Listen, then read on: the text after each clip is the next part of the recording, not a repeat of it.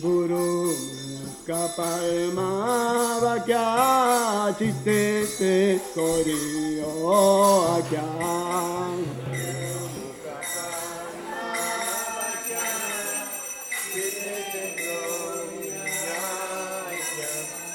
Ana Koriho Mane Asa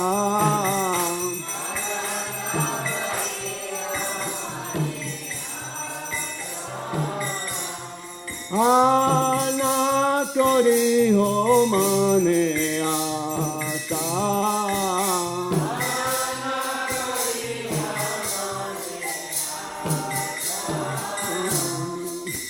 Siguro Charane Rati Ekse Utama Rati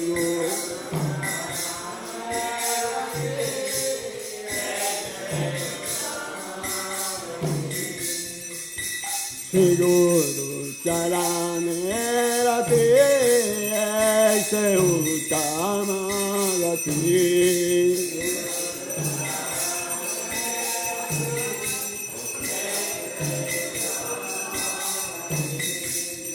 Ye prasade pure salva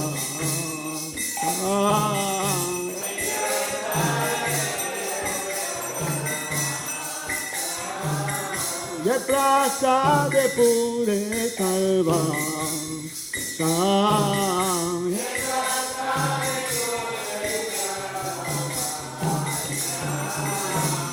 Chachudana dilo ye Yame Prabhu se Chachudana dilo ye Yame Prabhu se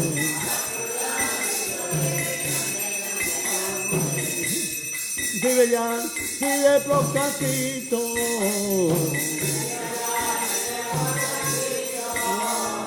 Diveyan Sive Prokasito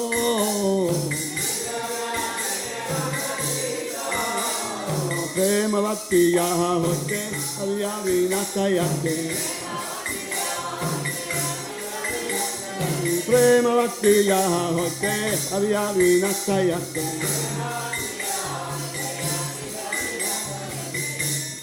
Vega Yara Charito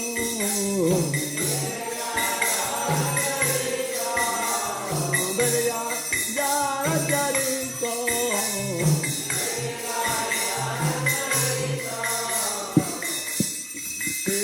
Karuna Sindhu Aramayana Bandhu Seguro Karuna Sindhu Aramayana Bandhu Lokana Lokera Divana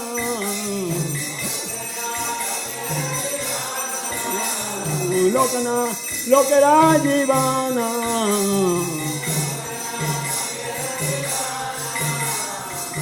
Prabhu Koroya Damore Parachayo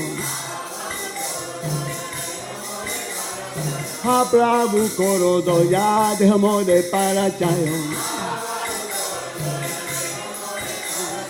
Hereya Gusuti Bhuvana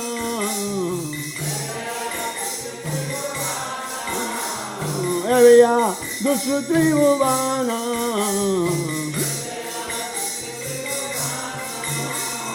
Prabhupada Patita Pavana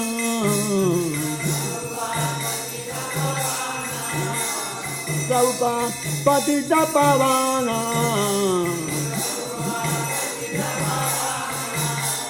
Prabhupada Lolo Charana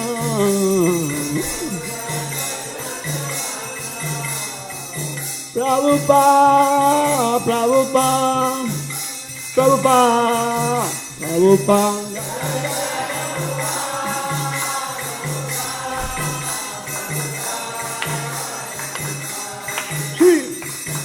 Jaya Prabhupada Prabhupada Prabhupada Srila Prabhupada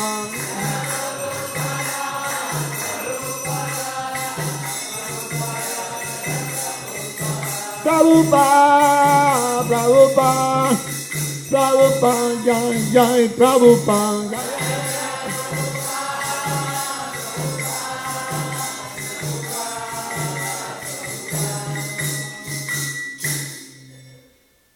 Nama Om Vishnupadaya Krishna Prestaya Bhutale Srimate Bhakti Vedanta Swami Iti Namine Namah.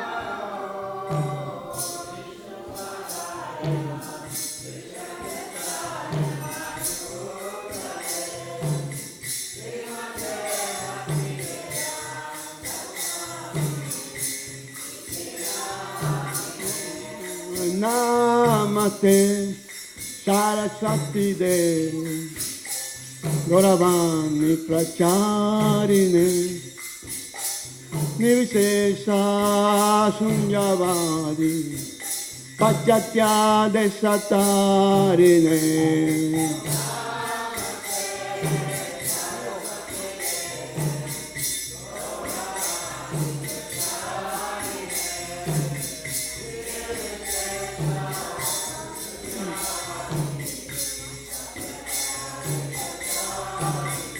Jaya Shri Krishna Chaitanya Prabhu Nityananda Shri Advaita Gadadhara Srivasadi Gaur Bhakta Vrinda.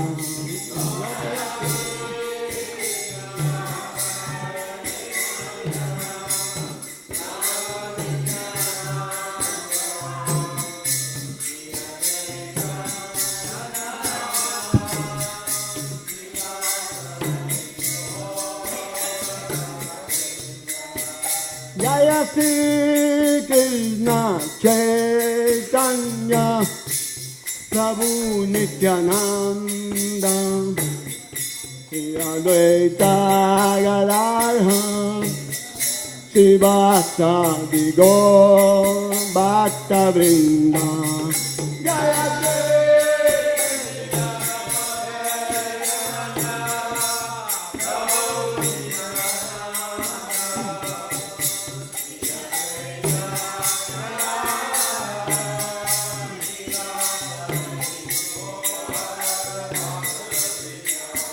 Jaya Shri Krishna Chaitanya Prabhu Nityananda Shri Advaita Gadadhara Srivasadi Gaur Bhakta Vrinda.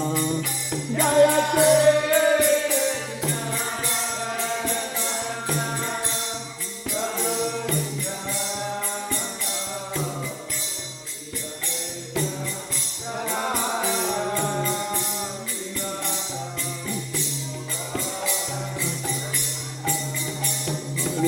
Hare Krishna, Krishna Krishna Hare Hare, Hare Rama Hare Rama, Rama Rama Hare Hare.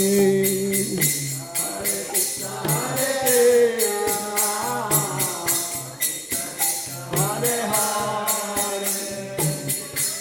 Hare Rama, Hare Rama.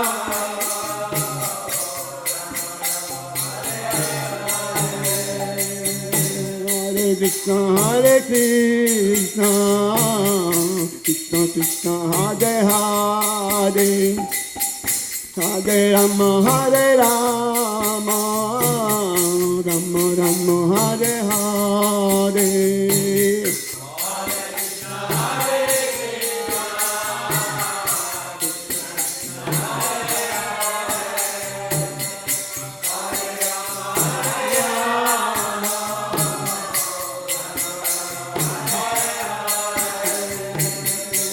Hare Krishna, Hare Krishna, Krishna Krishna Hare Hare, Hare Rama Hare Rama, Rama Rama Hare Hare.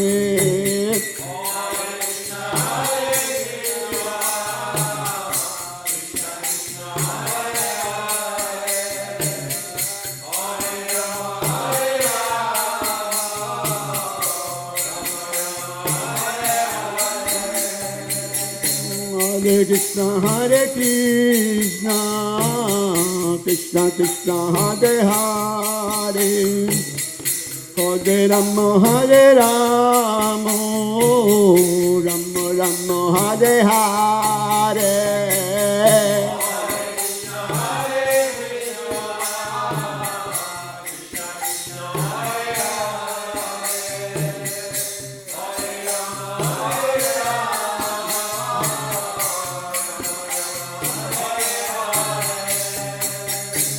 Hare Krishna, Krishna Krishna, Hare Hare, Hare Rama, Hare Rama, Rama Rama, Hare Hare.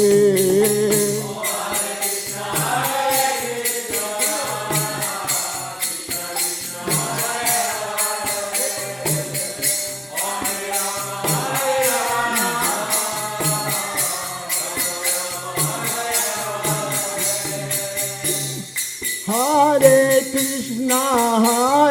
Krishna, Krishna Krishna, Hare Hare, Hare Rama, Hare Rama, Rama Rama, Hare Hare.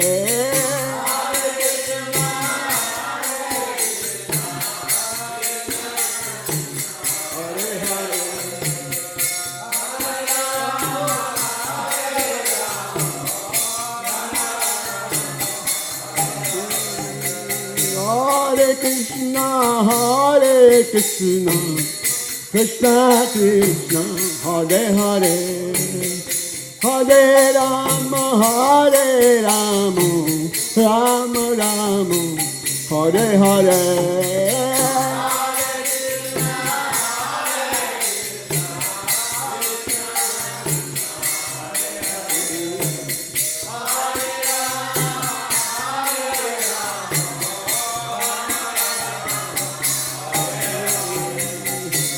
Hare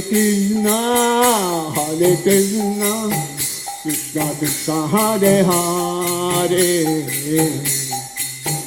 Hare Rama, Hare Rama, Rama Rama, Hare Hare.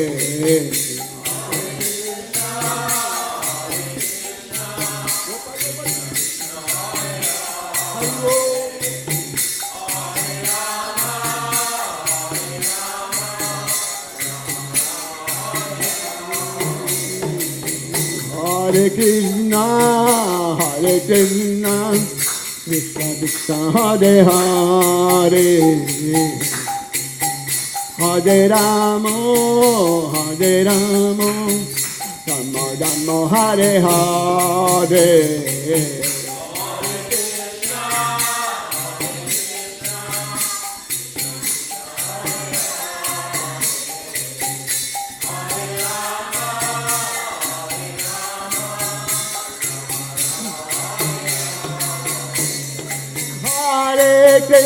Hare Krishna, Krishna Krishna, Hare Hare, Hare Rama, Hare Rama, Rama Rama, Hare Hare.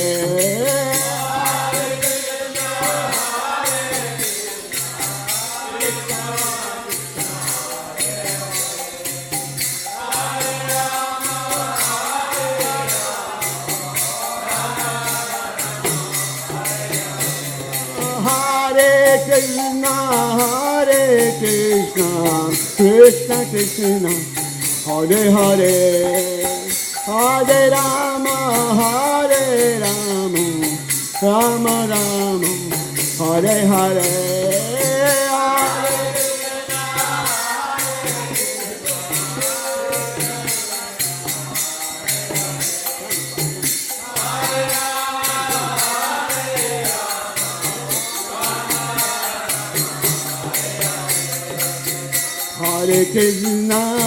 Hare Krishna, Krishna Krishna, Hare Hare, Hare Rama, Hare Rama, Rama Rama, Hare Hare.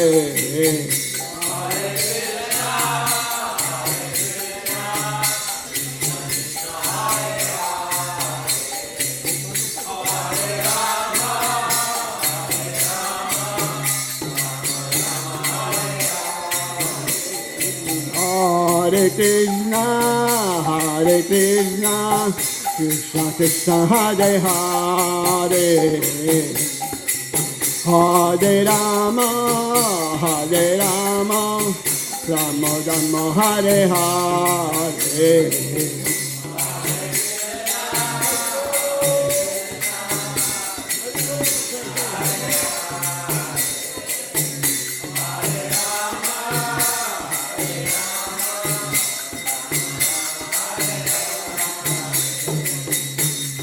Hare Krishna, Krishna Krishna, Hare Hare, Hare Rama, Rama Rama, Hare Hare.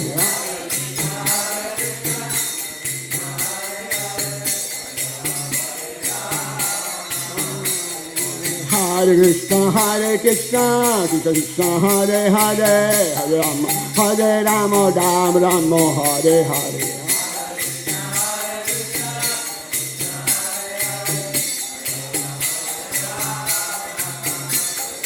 Hare Krishna, Krishna Krishna, Hare Hare, Hare Rama, Rama Rama, Hare Hare.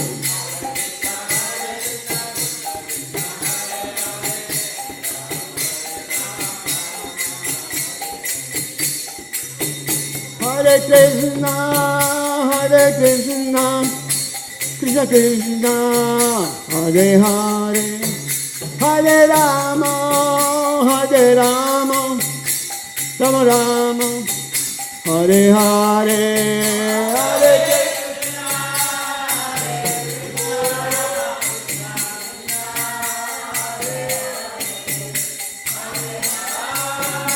Rama Rama, Hare Hare. Hare Krishna, Hare Krishna, Krishna Krishna, Hare Hare, Hare Rama, Rama Rama, Hare Hare.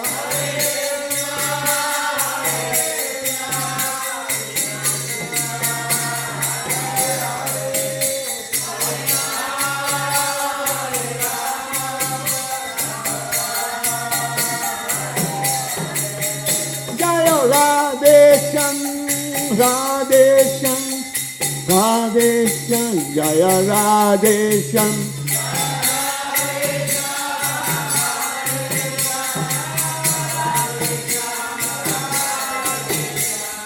Radhesham, Jaya Radhesham, Jaya Radhesham, Jaya Radhesham.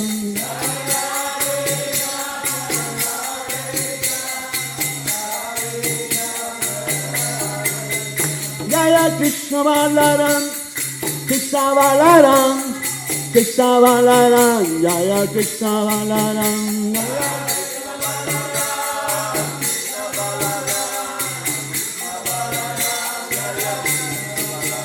Jaya Krishna Balaram, Krishna Balaram, Krishna Balaram, Jaya Krishna Balaram.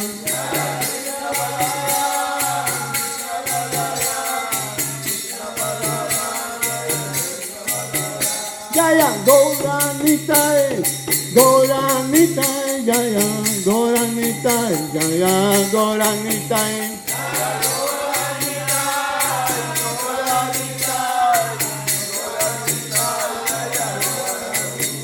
Gauranitai, Gauranitai, Gauranitai.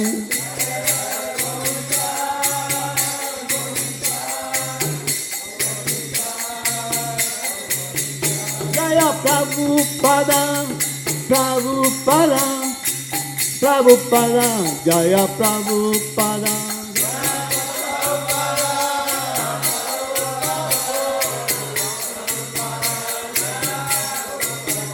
Prabhupada, Prabhupada, Prabhupada, Jai Jai Prabhupada.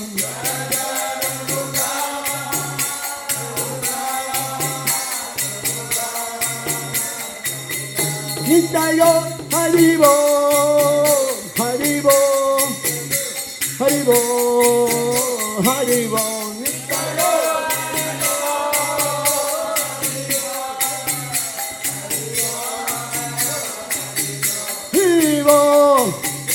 Haribo, Haribo, Haribo.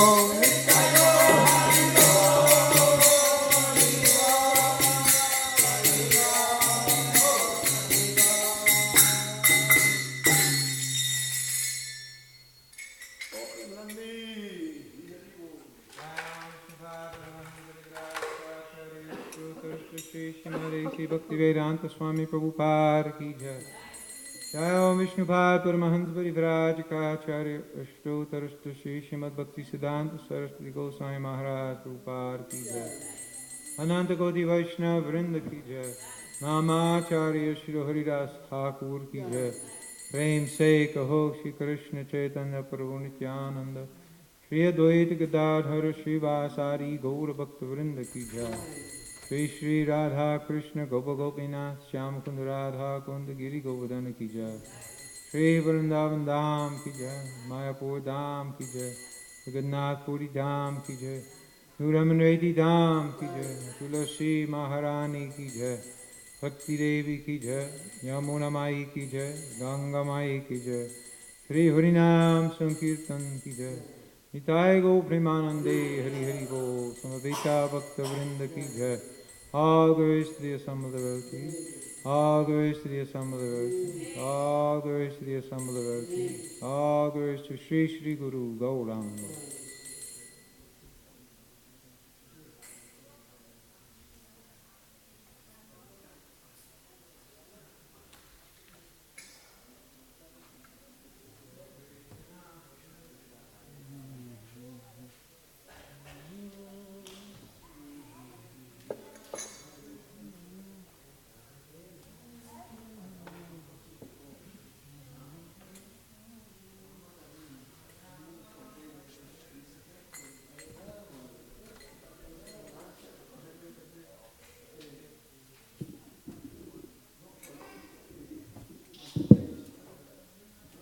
Shri Shri Radhe Shyam ki Jai.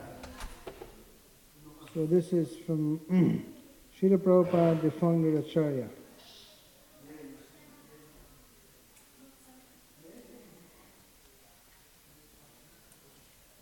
Srila Prabhupada is the first Acharya in our line to assume and moreover to insist on the formal title, founder Acharya. While one might expect to find that Srila Bhaktisiddhanta Saraswati Thakur had been formally distinguished by this title, such practice is absent from the record. An examination of the Gaudiya Math's English language periodical, The Harmonist, discloses that in the earlier years, Bhaktisiddhanta Saraswati Thakur tends to be recognized by two distinct titles. On the one hand, he is president of the Sri Vishwa Vaishnava Raj Sabha. On the other, he is the Acharya, used either alone or in relation to an assemblage, as in the Acharya of the Gaudiya community, the Madhava Gaudiya community, the Gaudiya Vaishnavas, and the like. Sometimes the two titles are conjoined, yet distinct, as we see in examples like the Acharya Messiah of the present age, and who is now the president of the said historic Vishwa Vaishnava Raj Sabha.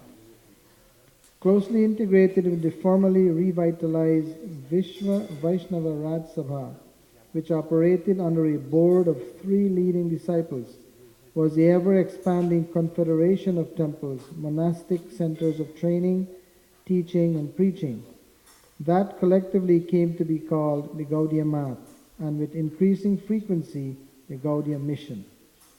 At the same time, the appellations Acharya and President fused into a hyphenated form that gradually became the standard title for Bhaktisiddhanta Saraswati Thakur, President Acharya. This compound title is used in connection with both Vishwa Vaishnava Raj Sabha and the Gaudiya Math, or variations such as the Gaudiya Mission and the Mission. Moreover, the title President Acharya, like the Acharya title, frequently appears as a standalone designation for Bhaktisiddhanta Saraswati Thakur.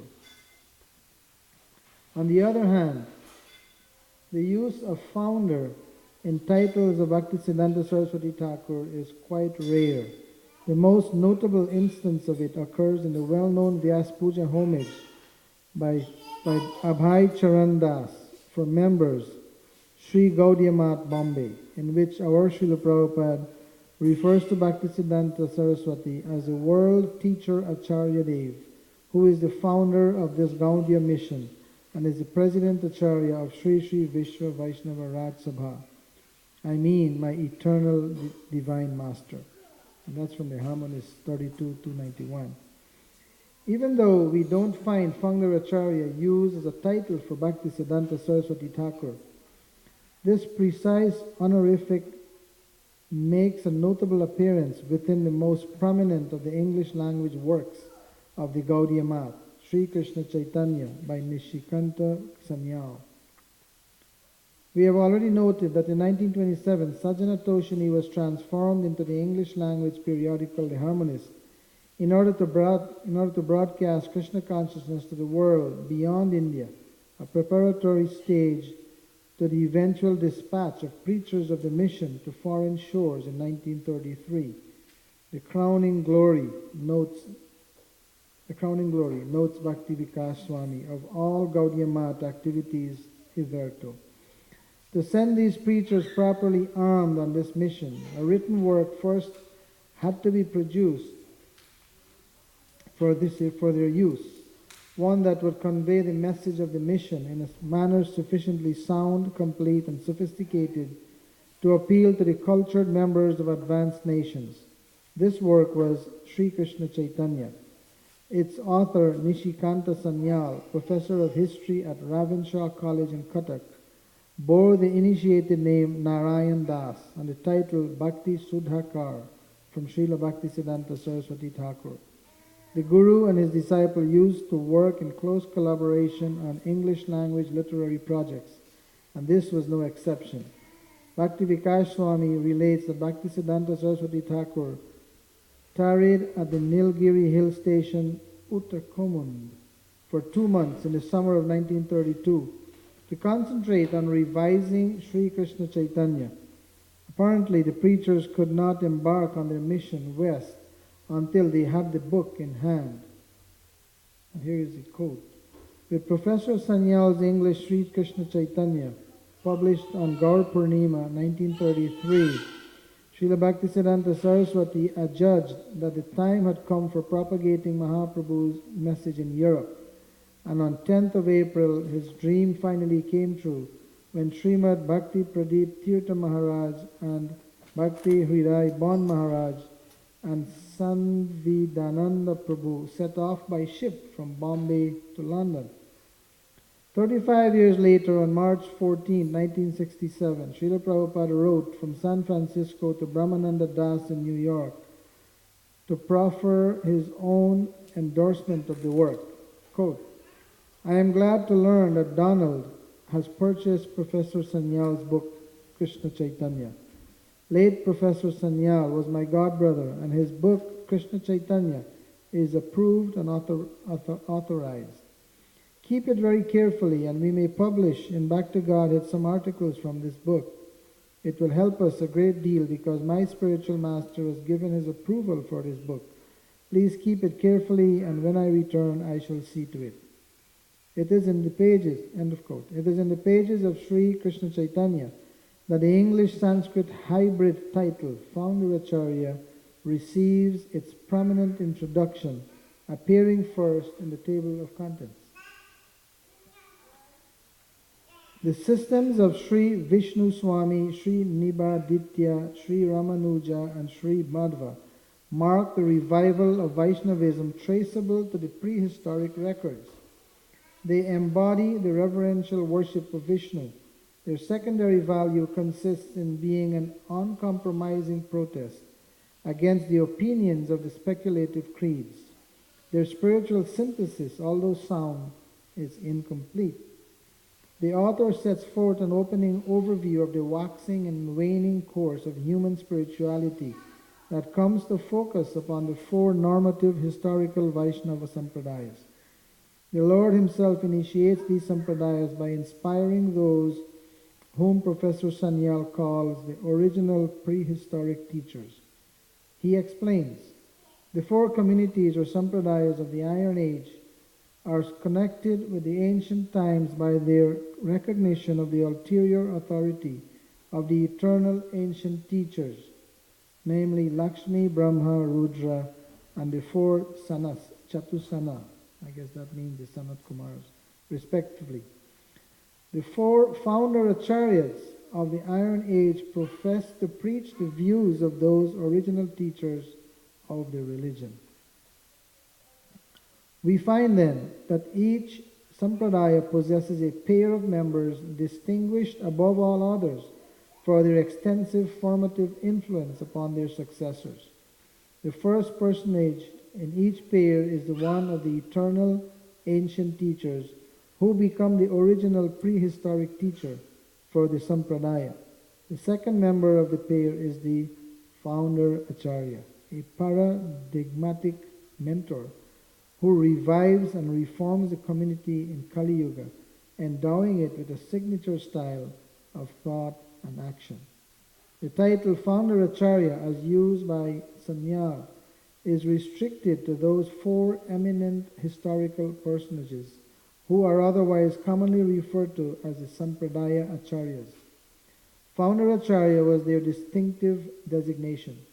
In this light, it is understandable that Srila Bhaktisiddhanta Saraswati Thakur did not bear that title himself. Consequently, it is striking to find in the pages of the harmonies the words Founder Acharya introduced in an unobtrusive yet confident manner to refer to the president of the Gaudiya Math institution himself.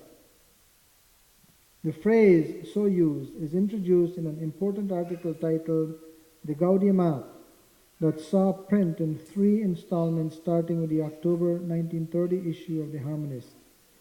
Its publication thus overlapped the festive inauguration in November of the just completed palatial temple called Sri Gaudiya Math in Bagh Bazar, Calcutta. Their institution, in its newly revealed splendor, is a specific referent of the article's title.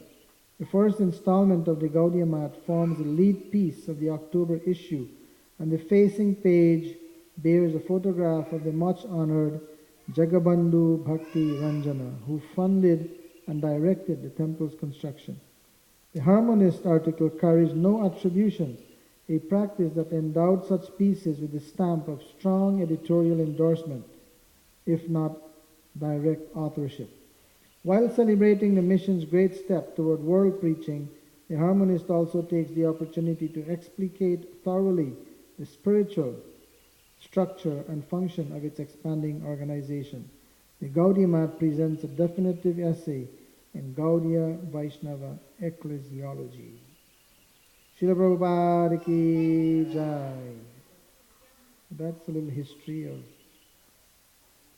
the Gaudiya Math, and all of this leading towards Srila Prabhupada being the founder Acharya of ISKCON.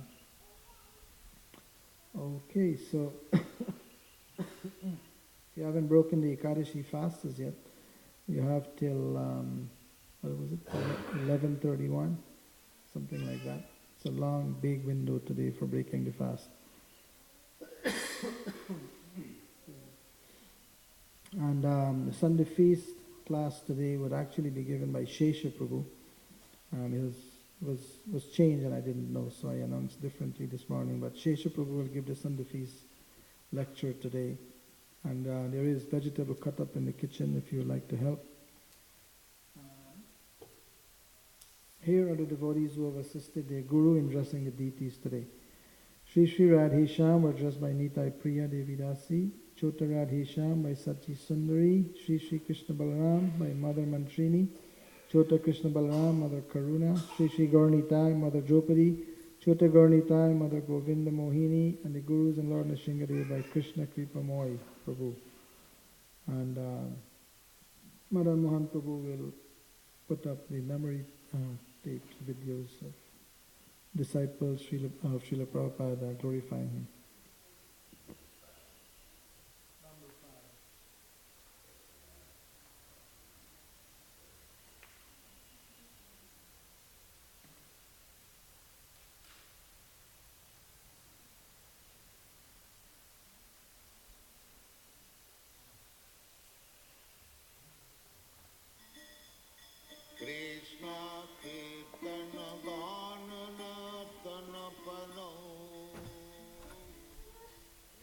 And the first time I saw Srila Prabhupada was probably that year.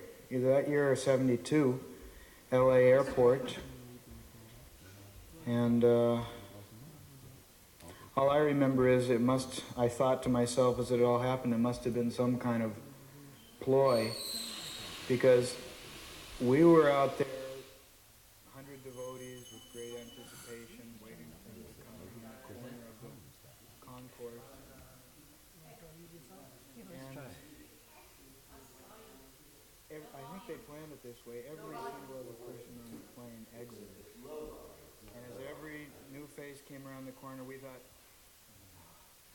that we were being built up for this grand finale. And finally, Prabhupada came, and he literally sort of peeked around the corner of the concourse hallway. You turned it so far down, He we just can't sort hear of it in the kitchen. gave a little wave and a salutation with his hands, and then walked out. And of course, naturally after that, the crowd went wild.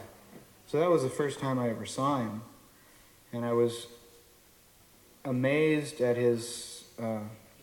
I expected, from all the anticipation that had built up, a very large, a 6-foot man with broad and with a great presence. And of course the presence was there, but it wasn't physical, because he was much smaller than I expected. So when he first came around the corner, and a head pops out around the corner, a sort of a playful little look.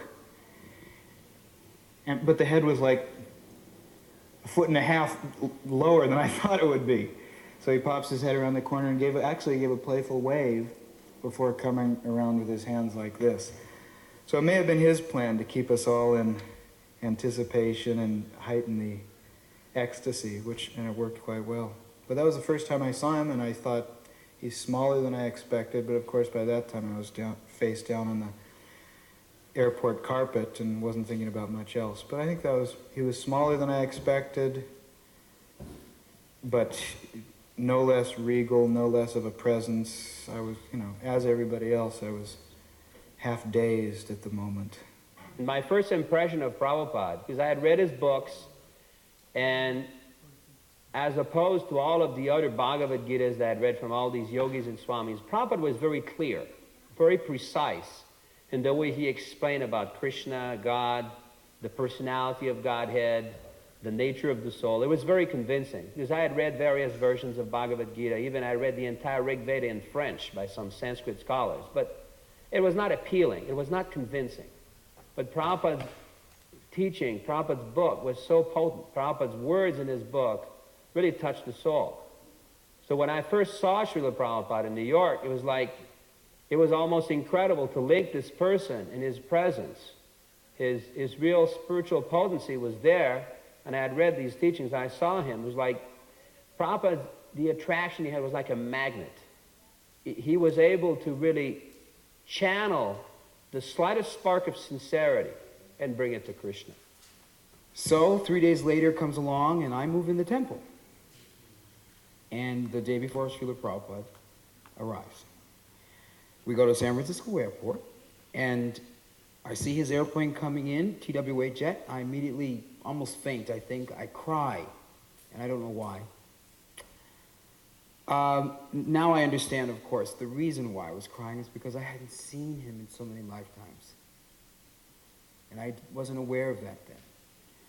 And when all of a sudden I saw everybody getting on their hands and knees, and I thought to myself, oh my God, what will my family think of this? Here I am on my hands and knees. And I looked up, and there he was. Oh, well, needless to say, my life did change from that moment. I was initiated the next day. Hey, everybody's getting initiated. I said, Tamal, don't you got to get initiated too. I said, okay. It's like, joining the country club or the fraternity. I don't know what it meant. So I was initiated. He gave me the name Sudama. That next day after that, he called me to his quarters. Govindadasi was his head secretary and servant, along with Purushottam and Kartikeya. So I went to have darshan. My first darshan was Srila Prabhupada, and he asked me what he had named me. And I reminded that it was Sudama, and he asked me, what do you do, Sudama? And I said, I'm an actor and a dancer from a very famous dancing and acting family. His eyes lit up and he went, oh, I played Hamlet once in Calcutta. And he handed me a play that Hayagriva had just written. It had to have been this thick, much too long, on the life of Lord Chaitanya. So he gave me the play, says, I want your opinion. Come back tomorrow. Oh, geez, I wasn't, this big, this thick. So I went back the next day, and the first darshan instructed me, you do not have to change anything. In fact, he said to communicate through creativity affects the heart of people. Hans Duda had just gotten a bus, kind of an old school bus, but it was the first bus in the movement, the first Sankirtan bus. And he was talking about having this world Sankirtan party and travel all over. Everyone was excited about that, and he was telling Prabhupada about it. So Prabhupada said, when Prabhupada would go on the morning walk, Prabhupada said, one morning, called Hansa Duda and said, let us go for a ride in your bus. And Hansa Duda was, oh yes, he was all excited. And but then when we went out to the bus, we realized they had taken all the seats out of the bus. It was just this floor. He hadn't yet done anything with it. And Prabhupada couldn't sit like that, but there was no seat. So I got some chair from the temple, some kind of a chair.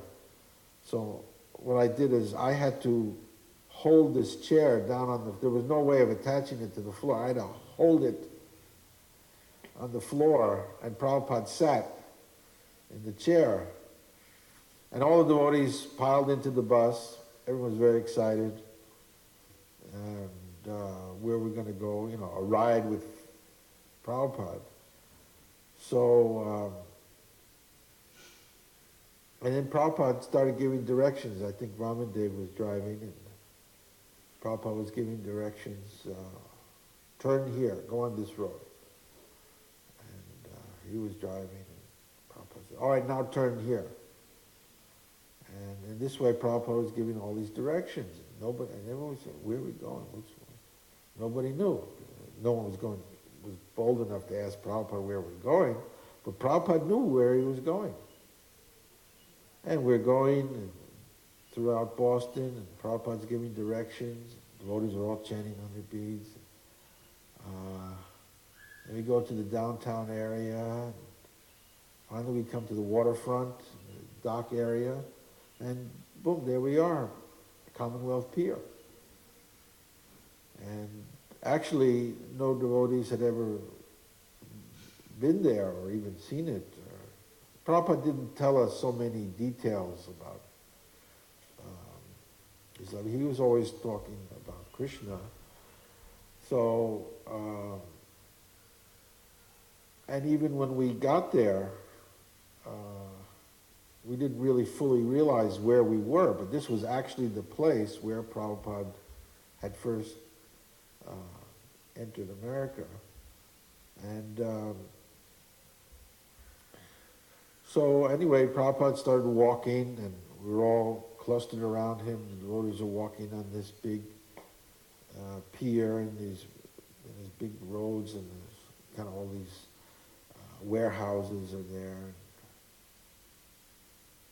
factories and so on, and we're walking amidst all these big buildings, and Prabhupada was preaching, and as he always did on his morning walk, and then he was talking about pure devotional service. Very important, pure devotional service. And of course, the word unalloyed, Prabhupada would always use this word unalloyed. And it's kind of an exotic, this unalloyed devotional service. Because unalloyed, of course, unalloyed means alloy, it means a metal where you have alloys. An alloy is metal made up of many different kinds of metal. And Prabhupada was always saying unalloyed. So that meant without many metals, just one metal. So, and Prabhupada was preaching, and he was talking about unalloyed devotional service to Krishna, Lord Chaitanya, and so on. Then at a certain point, Prabhupada was talking about this unalloyed, and he took his cane and he said, yes, unalloyed devotional service. And he pointed with his cane, and we all followed the cane, and there was this huge sign on this warehouse. It must have been, like 100 feet long, a big, huge thing, the whole building, and it was Unalloyed Steel Company. And we all looked and said, yes, unalloyed. And Prabhupada was using this word, unalloyed. I mean, that was probably one of the first sites he had. And Prabhupada used that in his preaching. And then he took us there and showed us, unalloyed devotional service. Very simple instruction, but he used it, he made it so graphic. Just like a teacher would use on a blackboard and write the word, and take the pointer and show. We were like that. Prabhupada used to call us his students. We were like these young students, and Prabhupada is showing us. I remember in Vrindavan, there were just a few book distributors who had gotten an audience with Srila Prabhupada to discuss that very topic. And I remember some of the questions that were posed, and I remember the answers explicitly. One thing I asked was about the quality of our preaching and our book distribution, and I suggested that there was one problem, that people said the only time they see us is when we're hunting for their money or trying to give them some of our books. They don't know us other than that, in essence. And his response was typically inspiring and insightful. He said it was almost a query on his face. No, they shouldn't think like that. You should tell them that they can be with you 24 hours a day. There's no reason not to be with me. He used the pronoun me. He said, you can be with me 24 hours a day. He said, you come with me, stay with me 24 hours a day, come live where I live and see me, and in that way you can get to know me. And after 3 days of staying with me like that, you'll become like me. So that inspired us all, because it, in essence, suggested to us that our example was just as important as our individual one-on-one preaching out on the streets, as well as our book distribution. Our example in how we lived 24 hours a day should be public information, so to speak. So that was an inspiring input that we got from him. I remember especially one lecture when he first introduced the Namaste Narasimha prayers. Because in those days, Prabhupada said he introduced these prayers to protect his movement.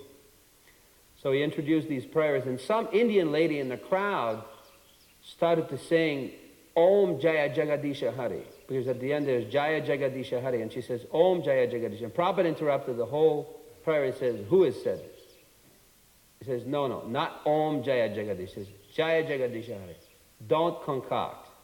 And Prabhupada was very specific about that, because it's in reference to some Artik prayers which various Hindus sing, which they have this Om Jaya Jagadisha Hare. So Prabhupada stopped that. And he chanted the Sanskrit, the Namaste Narasingha prayer in a very, very grave tone, repeating each and every word. So it was a very, very ecstatic experience to see and hear Srila Prabhupada introducing this new prayer and him showing the devotees how to sing it and really bringing about this very potent transcendental prayer to protect his movement.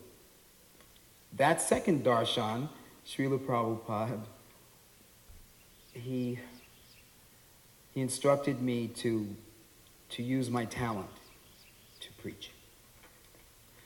Well, I was enamored. I was, 18, 19 years old.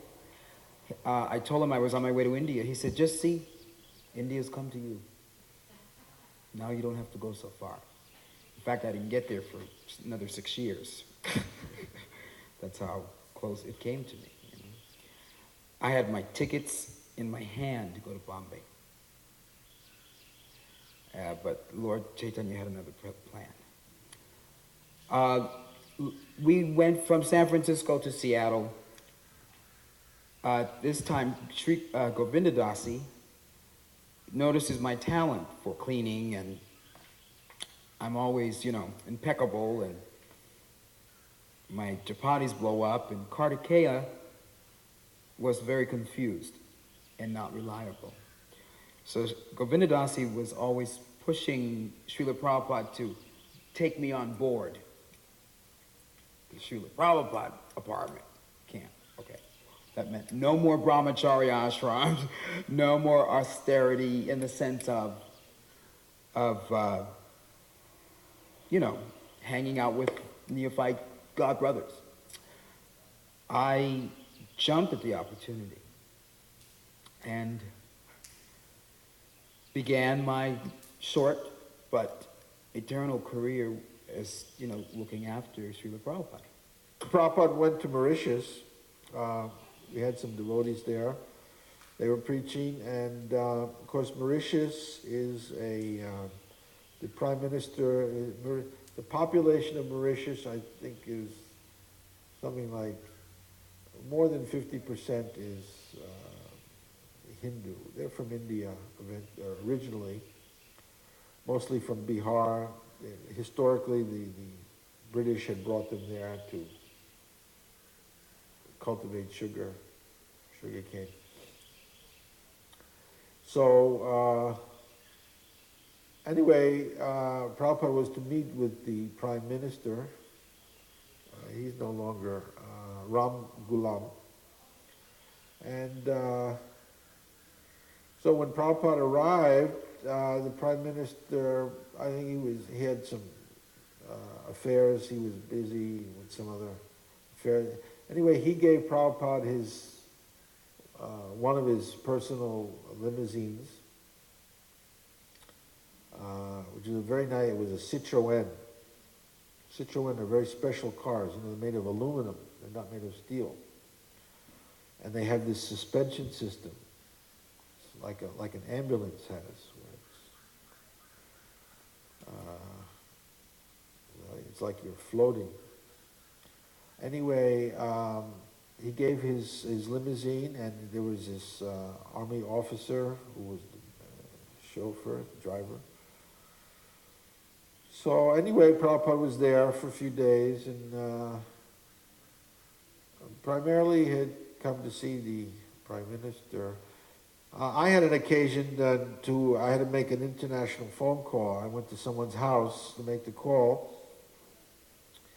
While I was there, I was watching TV, and on the TV it showed the Prime Minister cutting the ribbon on a big project that he was inaugurating. What was the project? The project was a chicken processing plant. And it showed how the chickens were taken, and there were these machines going around, and the chickens were hung on by the neck, and then there was this knife cutting, and then the feathers, and the whole thing, and the out comes chicken ready for cooking. And it was shocking to see us all on TV.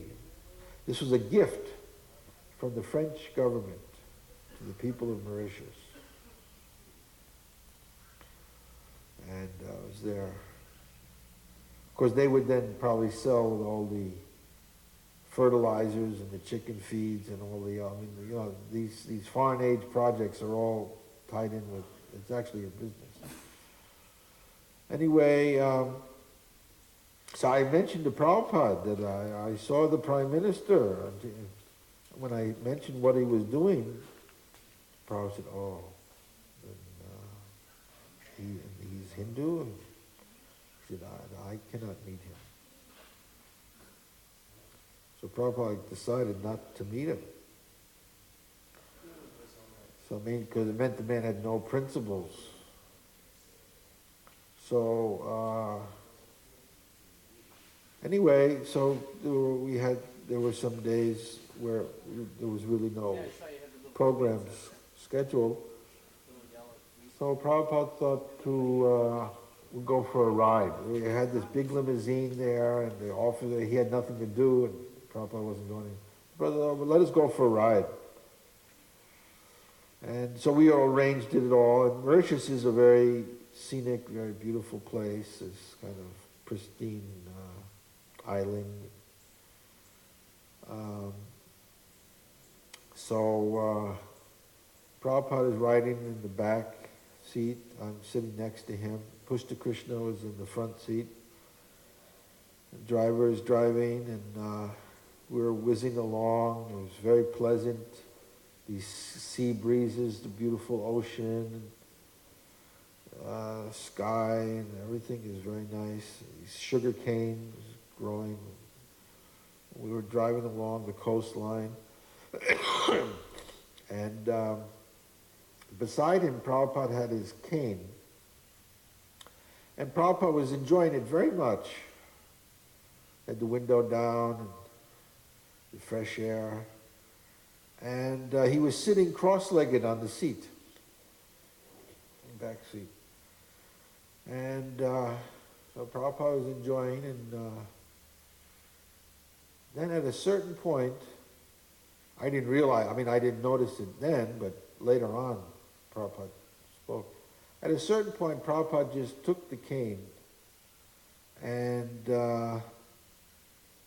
put it like on the floor and was holding it like this with his two hands. Just after taking the cane, we just made a turn on the corner, around the bend, and immediately, there was not a second to react. It happened so fast, head-on collision. What it was an event we found out, a tourist from South Africa was driving on the wrong side of the road, and that was it. So we just hit. It was boom, head-on collision, and everyone in shock. The driver, he's full of blood. He's just. I didn't know what his condition. I pushed to Krishna. The glass shattered. He's wounded, blood. I also with my arm gashed. Prabhupada had blood on his dhoti, his knee, and we're all shocked. My first reaction, which was a little bit maybe inappropriate, I just put my arms around Prabhupada and just held him. It was just so shocking. And Prabhupada didn't say anything. And then Pushta Krishna was out of it. I was the only one who could function. I don't know, somehow I just got out of that car. The other car was a Volkswagen. It was man and woman. And the woman, she was like unconscious. And the man, he was getting out of his car. And anyway, I realized I got to get Prabhupada out of here. I didn't even know where we were. And I didn't know where our house was. I didn't know anything.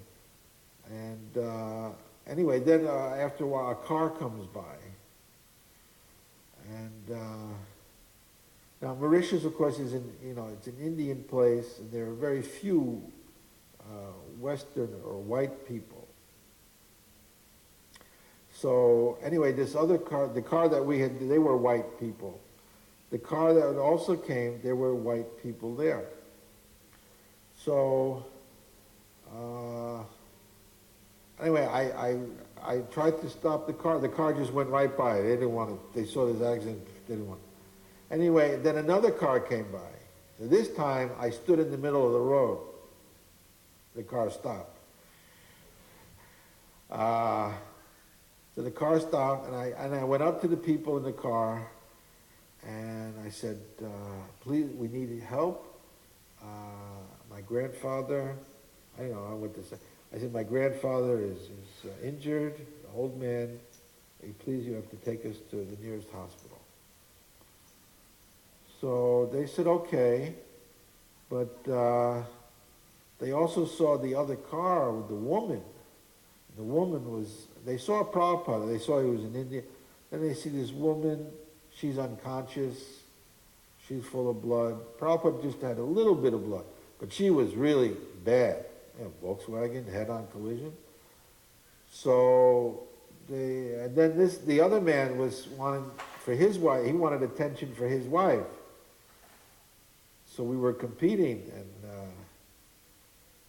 so they would say, well, maybe we should take her first, because they didn't have much room. And I said, no, you take us. And the other man said, no, we want to go. And then I just slapped the car. I said, you're taking us, and you're taking us right now, and let's go. There's no... So they said, okay. And so I took Prabhupada out of the car, and we went and everything. Prabhupada is absolutely silent, never speaks a word.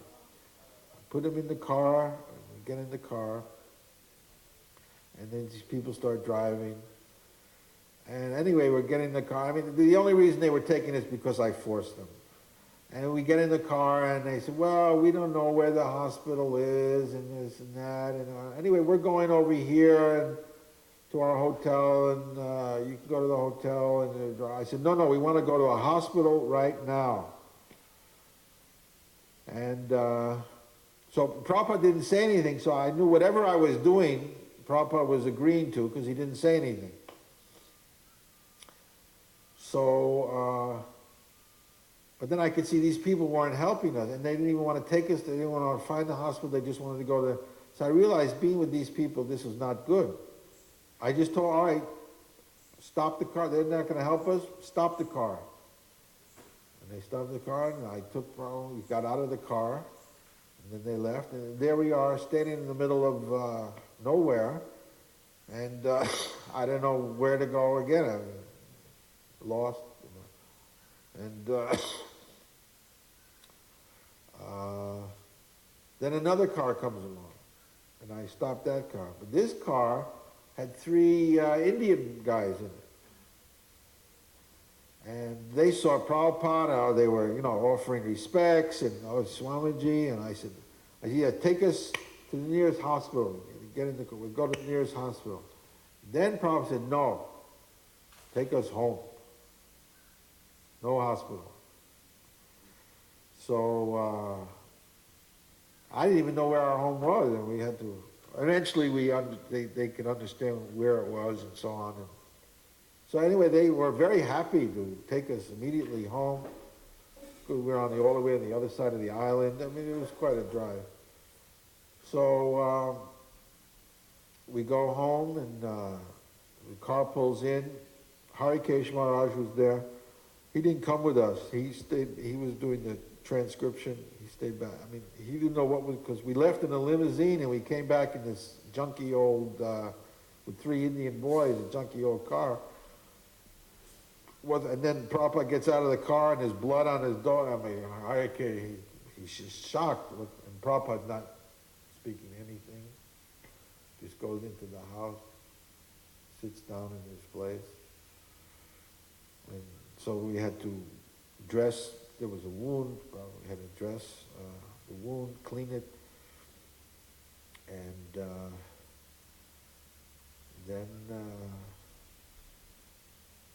so then Prabhupada was saying that now he wants to go back to Bombay. Prabhupada never wanted to leave Bombay anyway, even for any other tour, because Prabhupada was very much concerned with the Bombay project, getting the land, fighting all the government, the municipality, the local politicians, the residents, the seller. I mean, it was just a constant battle. It required constant supervision. Prabhupada had to do that. So then Prabhupada said, well, let us immediately go back to Bombay. So, and Prabhupada never spoke about it. At another time, there was a discussion about those of us who at the time were beginning to teach others how to distribute the larger books, the Srimad Bhagavatam and the hardback Bhagavad Gitas. So we at that time, it was the early 70s again, and we were traveling from temple to temple. And the question was whether or not we should put on displays for the devotees, performing for them a book distribution skit.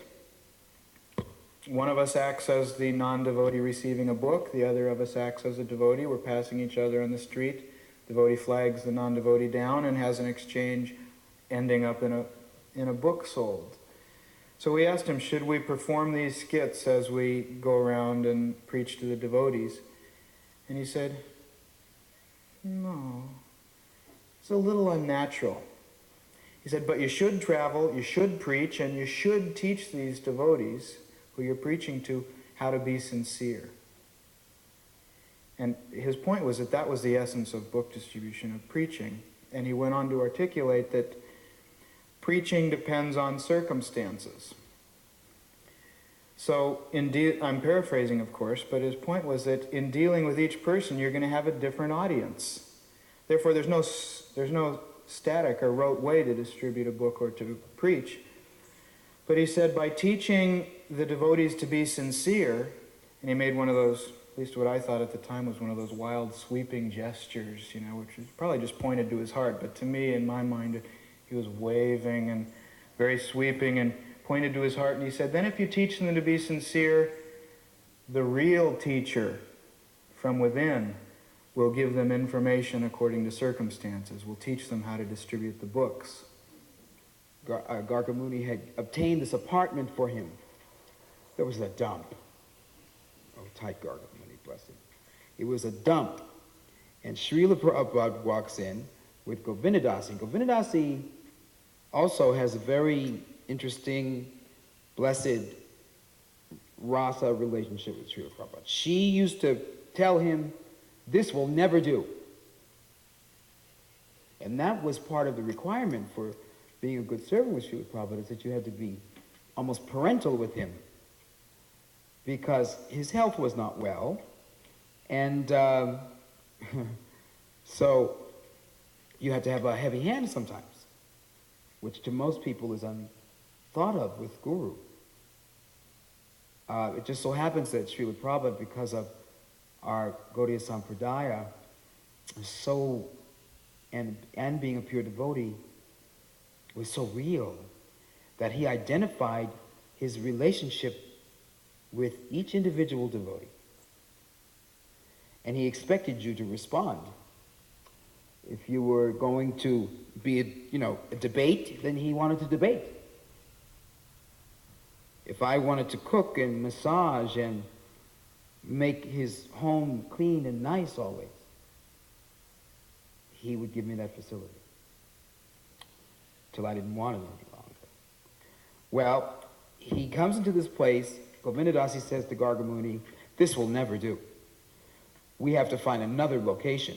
Srila Prabhupada, what do you feel? Prabhupada, Prabhupada's from Calcutta. this was, and Govindadas, he says, no, I'm sorry. I have to put my foot down. So she and Gargamuni take off to go find another location. And I'm there with Srila Prabhupada. So there's a television in this place. So he says, turn the TV on. I was like, turn the TV on? Now, I only just joined a month ago. And I'm told, when I joined, oh no, we don't do this, we don't do that, we don't do drugs. In fact, I remember taking my last LSD experience on my way to move into the temple. So I said, okay, I turned the television. Because we were nothing there. I mean, we were chanting. He was always chanting. Somehow. So this washing machine commercial comes on. And the washing machine is agitating, and it's stick cartoon characters. And Prabhupada is almost on the floor, laughing hysterically. He said, oh, you Western people. He said, you make a box to wash your clothes in, and then you sell it for an exorbitant amount of money, and you have them assume characters. Kirby and Mrs. Kirby and, well, we watched, I laughed, of course, frightfully I laughed, because I didn't know whether I should laugh or what, It wasn't until later on that I understood what my position was, in serving him, that is. So he was chuckling. So he wanted me to turn the station. So I turned the station. He wants more commercials. He thought that they were the most interesting, bizarre display of material life he'd ever seen. That they actually make film about sense gratification needs. Okay. Well, that was my first, I guess you would say, experience with Srila Prabhupada that was not in the mode of awe and reverence. Another thing which I thought was unique about Prabhupada's, you might call it Prabhupada's innocence, having to do with our Western ways and our interpretation of things. There was a discussion, and it was about book distribution and Sankirtan, street preaching. So we said, I think it was Tripurari who said, so in many temples they're not having Sankirtan class, meaning that they weren't teaching each other how to distribute books and inspiring each other about street preaching and Sankirtan in a class format. That was Tripurari's intent. But Prabhupada took it in an entirely different way. He said, no Sankirtan class? And we all in unison said, no, Prabhupada, because we were expecting him to suggest, oh, this should happen everywhere and you should head it up, and we thought we were going to get some new service. He said, no Sankirtan class? We said, no, Prabhupada, they're not doing that. And then he asked maybe 3 times, no? There should be Sankirtan every class. Before class and after class, always Sankirtan. So he was thinking that there was no chanting of the holy names prior to the classes, to the regular Bhagavatam Gita morning and evening classes. But we were thinking that there was no technique class about preaching, which was in one sense a foreign concept to him, that there would be techniques for this. So the next time that I